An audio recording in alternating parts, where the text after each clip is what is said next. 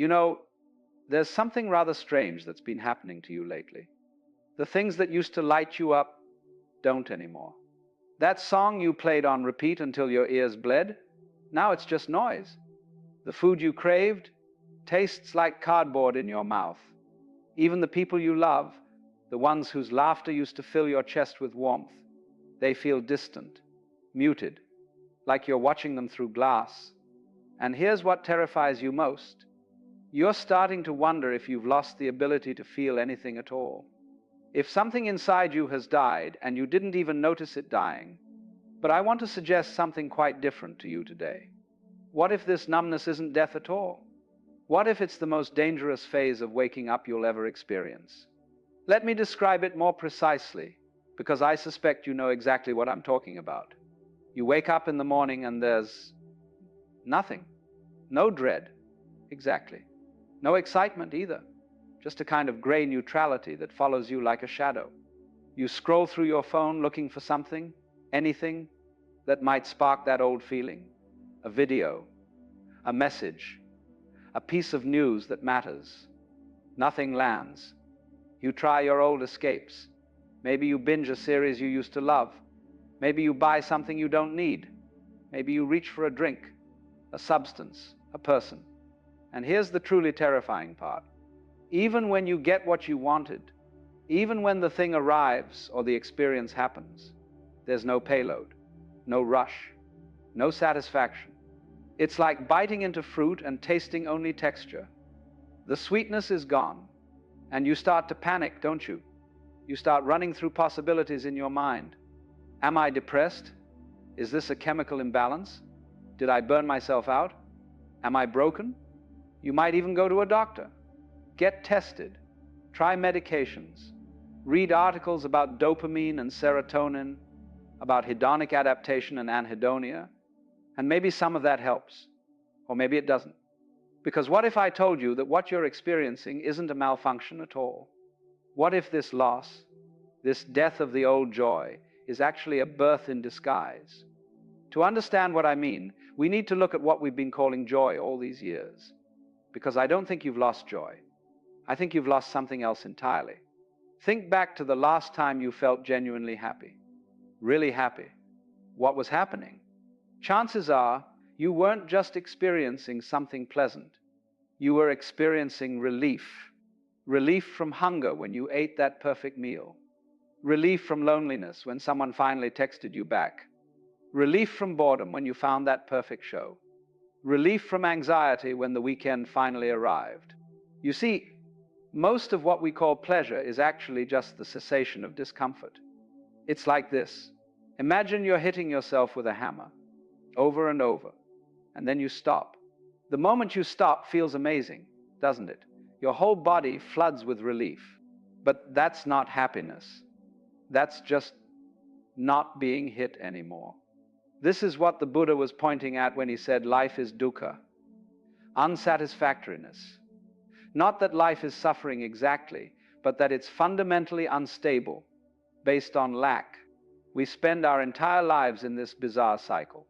Create a problem, solve the problem, feel good for a moment, create another problem. Make yourself hungry so eating feels good. Make yourself lonely so connection feels good. Make yourself bored so entertainment feels good. We've become like addicts who need the withdrawal just to feel the high of the fix. And for most of your life, this worked. This game of scratching itches you created yourself, it was enough. It felt like living. But then something shifted.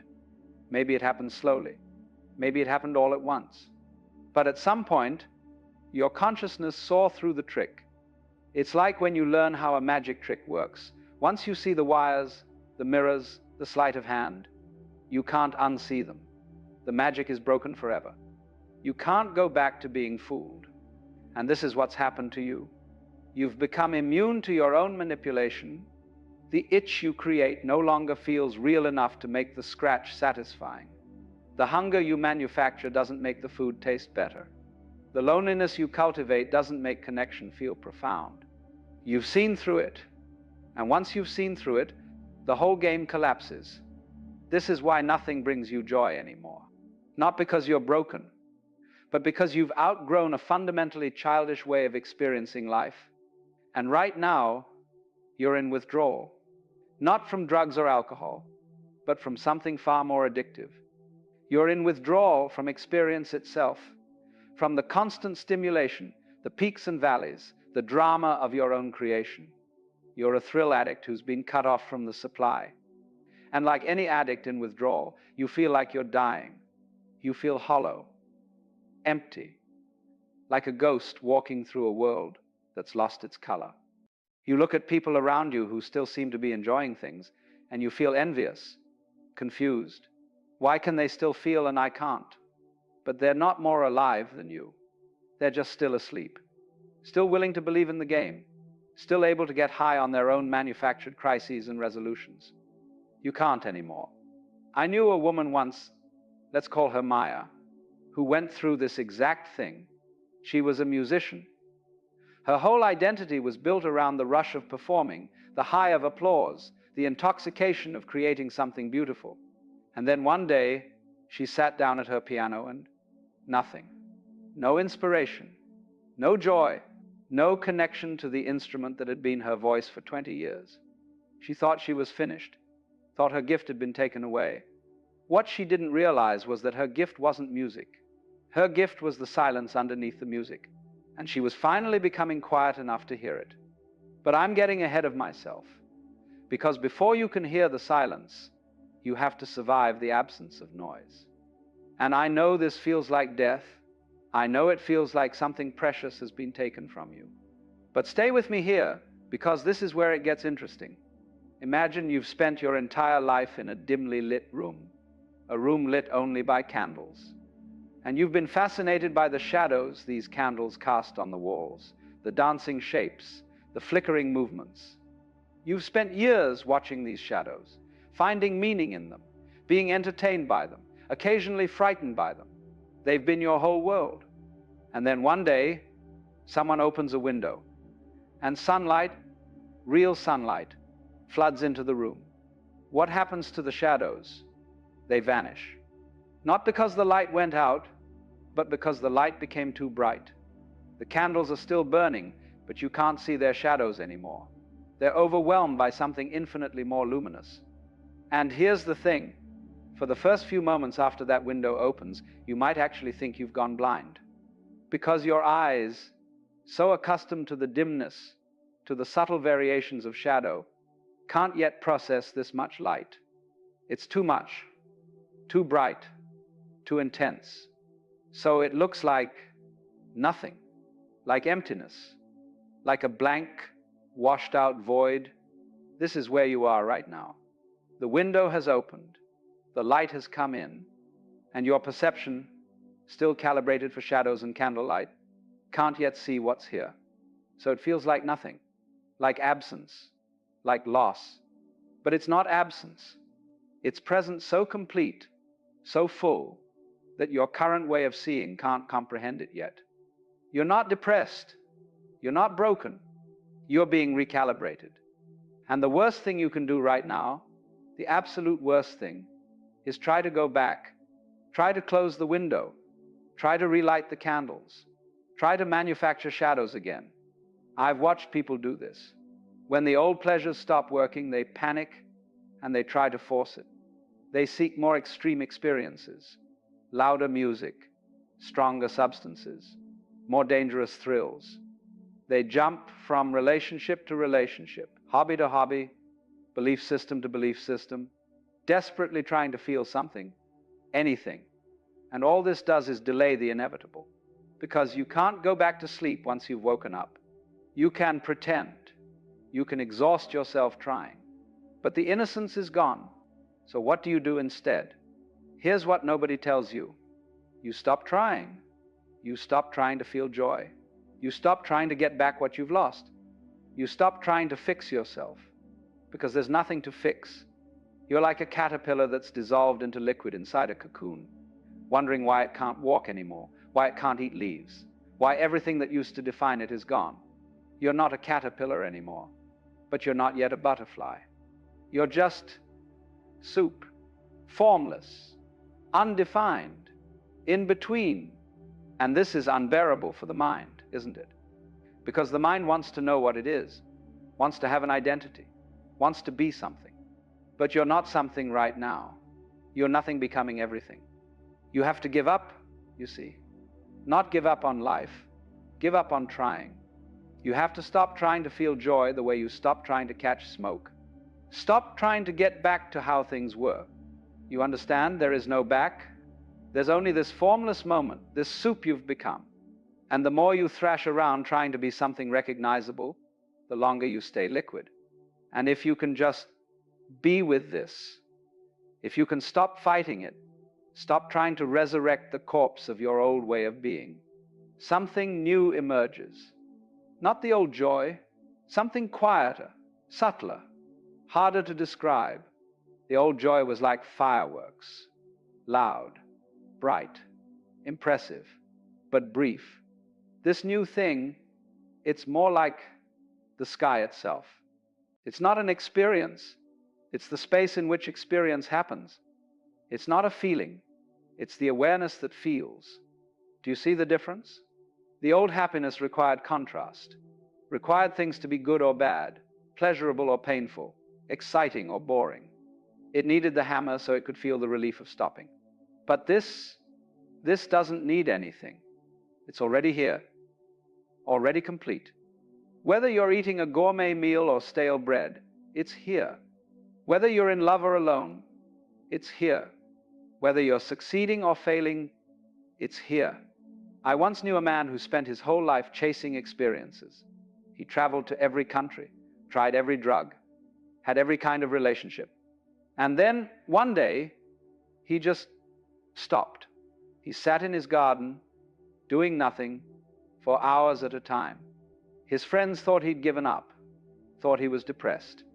But when I asked him about it, he said something I've never forgotten. He said, "I finally realized I was traveling around the world looking for my house, and then I noticed I was already standing in it." This is what happens on the other side of the emptiness. You stop looking for life and realize you are life. You stop searching for joy and discover you are the space in which joy and sorrow both arise and dissolve. You don't need things to be a certain way anymore. Not because you've given up or become numb, but because you've found something that doesn't depend on circumstances. A kind of okayness. Not happiness exactly. Not bliss. Just okayness. Everything is fundamentally okay, even when it's not okay. Does that make sense? Probably not. Not yet. Because this isn't something you can understand intellectually. It's something you become. And you can't force it. You can't achieve it through effort. In fact, the more you try to get there, the further away you get. It's like trying to fall asleep. The harder you try, the more awake you become. Just be here, in the grayness, in the flatness, in the void, without trying to escape it, without trying to fix it, without trying to understand it. Just sit in it like you'd sit in a waiting room, not enjoying it, not suffering through it, just waiting. And here's the paradox. The moment you stop trying to get somewhere else, the moment you stop resisting what is, you arrive not at some special state, not at some peak experience. You arrive at reality itself, unfiltered, unmediated, unadorned. And it's enough. It's more than enough. It's everything. See, you haven't lost joy. You've just become too big for the small pleasures that used to contain you. Like a child who grows too tall for their favorite hiding spot. The spot didn't disappear. You just don't fit in it anymore. And yes, that's sad in a way. There's a real grief in this. Grief for the simplicity of the old way, for the innocence that's been lost. But would you really want to go back? Would you really want to shrink yourself down just to fit into that small space again? Or would you rather grow into the vastness that's opening up before you? The choice is yours, of course. You can keep trying to light candles in the sunlight. You can keep manufacturing problems so you can feel the relief of solving them. You can keep chasing the ghost of a happiness that was never really happiness at all. Or you can sit here in this uncomfortable in-between and wait. Wait for your eyes to adjust to the light. Wait for a new way of seeing to emerge. Wait for the butterfly you are becoming to finish forming its wings. It won't look like you thought it would. It won't feel like you expected it to. But it will be real. More real than anything you've experienced before. And here's the final thing nobody tells you. The emptiness you're feeling right now, it's not empty. It never was. You've been calling it numbness, calling it depression, calling it death. But it's none of those things. It's just space. Space that was always there, hidden beneath the noise. Space that was always holding everything, the joy, the sorrow, the hunger, the satisfaction. You are that space. Not the things moving through it. Not the feelings coming and going. The space itself. And space doesn't need anything to be complete. It doesn't need to be filled. It doesn't need to be fixed. It just is. So when you ask, why doesn't anything bring me joy anymore? The answer is simple. Because joy isn't something that comes from outside. It's not something that happens to you. It's what you are when you stop trying to be anything else. It's been here all along. You've just been too busy chasing shadows to notice the light.